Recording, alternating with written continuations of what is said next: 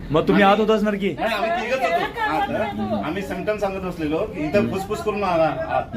अचानक घाबरून तो घुसला असं म्हणावं लागेल. हा. काय करण्याचा हेतू नव्हता. पेशंट असताना क्लिनिक आहे, डॉक्टर सागर आपल्याशी बोलत आहेत आणि मी नेहमी सांगण्याचा प्रयत्न करतोय की आपण साप बघा क्लिनिक मध्ये सरळ घुसून तो त्यांना असंही वाटतं की त्याला दुखापत झाली वगैरे असावी, थोडासा जखमी झाला असावा आणि तो दिसतोय लक्षात येईल जखमी झालेला. आणि हा घोणस सरळ क्लिनिक मध्ये घुसला, त्याला बाहेर काढण्याचा प्रयत्न करूया. साप अशा प्रकारे आपल्या आजूबाजूला येऊ शकतात. पेशंट असताना हा साप इथं आला लक्षात घ्या आणि हा घोणस आहे, त्याला पकडण्याचा प्रयत्न करतोय मी आणि त्याच्यावरती जखम झाल्यामुळे तुम्ही बघू शकता कशा प्रकारचं आपल्याशी हे करतोय.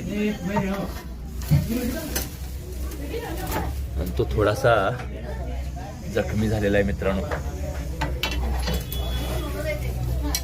आपल्या आजूबाजूला असे साप असतात, नेहमी सांगण्याचा प्रयत्न करतोय. कणबर्गी रोडला आहे, काल पण एक जखमी साप होता लक्षात घ्या. आणि आपल्या आजूबाजूला साप तर असतात नाही, क्लिनिकमध्ये हा असा साप आलेला आहे. आपण काळजी घेणं जास्त गरजेचं आहे. थोडासा जखमी आहे लक्षात घ्या, त्याला गाडीवर लावले असं त्यांचं म्हणणं आहे आणि ह्याला मी अलगद असा पकडला पण लक्षात घ्या.